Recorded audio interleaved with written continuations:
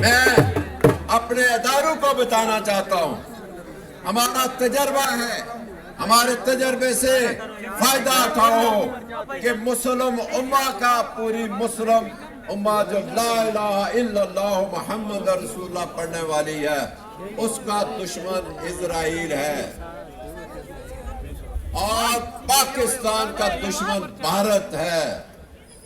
یہ اسرائیل اور بھارت مل کے تو کشمیر کو چھیننا چاہتے ہیں، اس لیے ہمیں آزاد کشمیر کے حالات کے مطابق ہمارے اداروں کو سوچنا چاہیے اور ملک پاکستان کی انتظامیہ کو سوچنا چاہیے کہ کشمیر کے جو مخصوص حالات ہیں، کشمیر کے جو احساس قسم کے حالات ہیں، یہ تحریک آزادی کشمیر کا جو بیس کیمپ ہے، اس کے جو حالات ہیں، اس کی بنیاد پر ہمیں چلنا چاہیے۔ اور آپ جب یہ کہتے ہیں کہ آپ نے پی ٹی آئی کو جو ہے رجسٹر نہیں کرنا ہے، تو پھر آپ کے لیے آنے والا وقت انتہائی مشکل ہوگا۔ آپ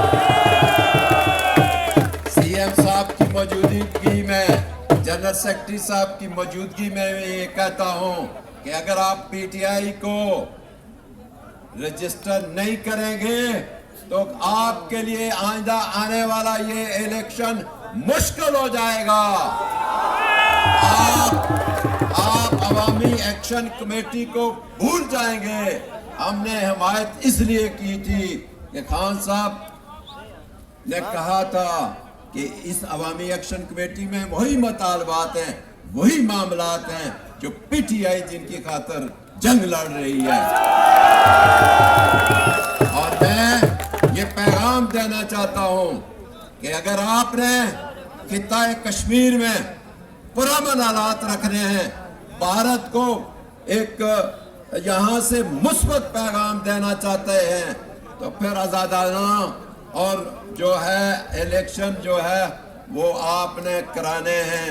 یہ الیکشن جس کے لیے رانا ثناء اللہ کہتا ہے 10 سیٹیں ہم ادھر سے دیں گے اور 20 تم یہاں سے لو اور 30 تمہاری حکومت بناؤ، یہ ہم نہیں قبول کریں گے اور یہ نہیں کشمیر قبول۔ پھر میں یہ کہوں گا کہ عوامی ایکشن کمیٹی کے جو جائز معاملات ہیں، جو آئین سے ہٹ کے جائز معاملات ہیں، جو اسمبلی کے متعلقہ ہیں، آئین کے متعلقہ ہیں، وہ اسمبلی میں جائیں گے۔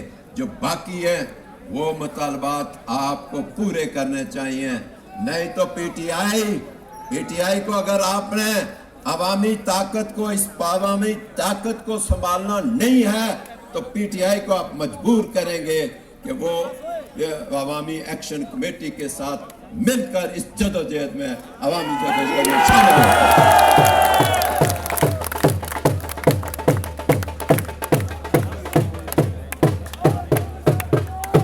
اور میں ان قوتوں کو یہ بھی بتانا چاہتا ہوں کہ یہ آزاد کشمیر نہ کوئی پاکستان کا صوبہ ہے، نہ ہی کوئی علیحدہ ریاست ہے، اس کی اپنی آئینی حیثیت ہے اور Azad Kashmir P T I کا اپنا آئین ہے، اس کے تحت یہ رجسٹر ہے۔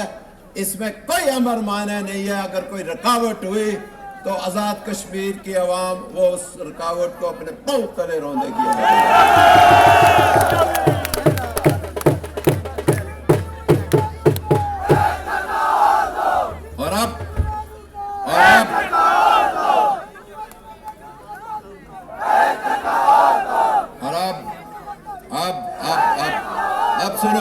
اب سنو، اب میں مہمانوں کے لیے، پاکستانیوں کے لیے، اوورسیز کے لیے، دنیا کے لیے اور دنیا کے ایوانوں میں کھڑا ہو کر جس نے مسلم امہ کی نمائندگی کی اور ہمارے علماء جو 75 سال میں ہماری مسجدوں میں واعظ و نصیحت کرتے رہے، ان کی نمائندگی کرنے والے کے متعلق بات کروں گا، وہ ہے عمران خان، قیدی نمبر 804۔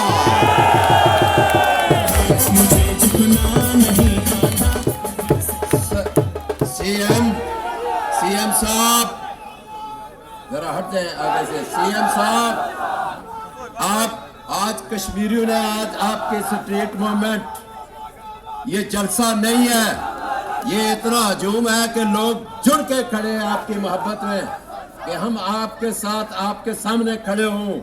یہ میرے لیفٹ جانب ایک جمع غفیر ہے اور ایک جمع غفیر خواتین کا ادھر اسٹیڈیم میں بیٹھا ہوا ہے, اور یہ اس تپتی دھوپ میں یہ کشمیری آپ ان کشمیریوں کا ایک پیغام لے کے جائیں کہ جس دن آپ نے کال دی,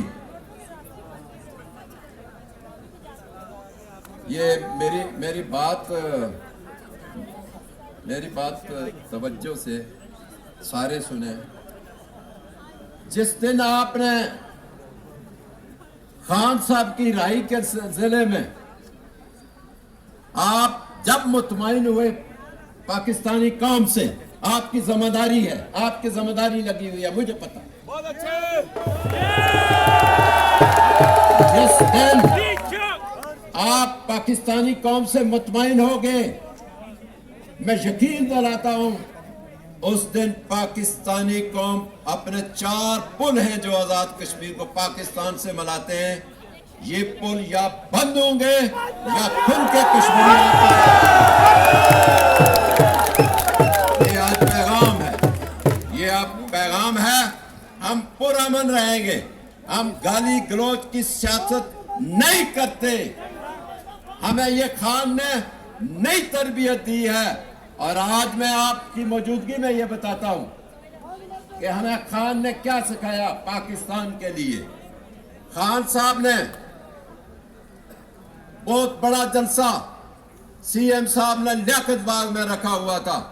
یہ میرے کارکنوں میں ایک بندے پر نظر ہے پورے آزاد کشمیر سے, 46 سالہ میری سیاسی زندگی ہے.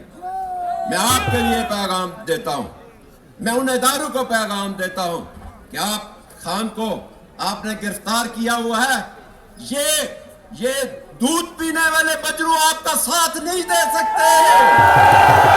خان ہی ہے آپ کا ساتھی جو مسلم امہ کا لیڈر ہے.